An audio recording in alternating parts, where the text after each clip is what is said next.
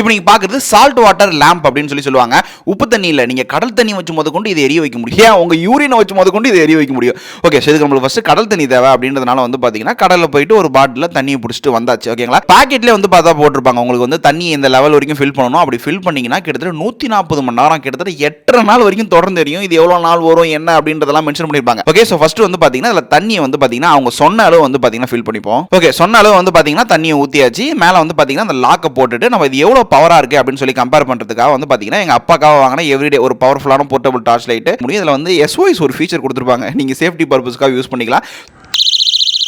So இதை தான் வந்து நான் கம்பேரிசன் காட்ட போகிறேன். ஸோ இதோட பிரைட்னஸ் எவ்வளோ இருக்குது, எவ்வளோ பவர் இருக்குது அப்படின்னு சொல்லி பாருங்கள்.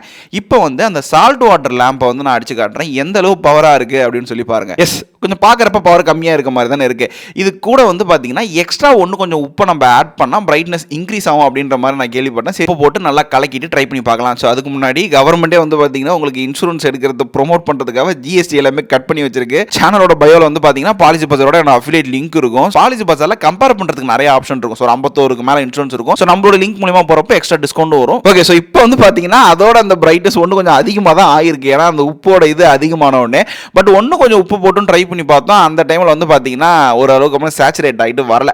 சரி, ஓகே, இது உள்ள என்ன தாண்டா இருக்கு அப்படின்றத வந்து பார்த்தீங்கன்னா அந்த பேக்கெட்டை கிழிச்சு ஓப்பன் பண்ணி பார்த்தோம். ஸோ இந்த ஒரு மெட்டல் பிளேட் மாரி இருக்கு இல்லையா, இது ஆக்சுவலாக வந்து பார்த்தீங்கன்னா மெக்னீஷியம் அண்ட் காப்பர்னு 2 மெட்டல் வச்சு கொடுத்துருப்பாங்க. ஸோ இந்த மெக்னீஷியம் தான் வந்து பார்த்தீங்கன்னா அந்த இதை வந்து எலக்ட்ரிசிட்டி ப்ரொடியூஸ் பண்ணுறதுனே வச்சுங்க. அதுதான் வந்து பார்த்தீங்கன்னா உங்களுக்கு கொடுக்கும் எனர்ஜியை. சால்ட் வாட்டர் வந்து பார்த்தீங்கன்னா அதுக்குள்ள ஊத்துறப்போ ஒரு பிரிட்ஜ் மாரி கனெக்ட் ஆகி அந்த லைட் வந்து பார்த்தீங்கன்னா க்ளோ ஆகுது. ஸோ சிம்பிள் கான்செப்ட் தான். உங்களுக்கு பிடிச்சிருந்தா ஒரு லைக் போட்டு விட்டு போயிருங்க.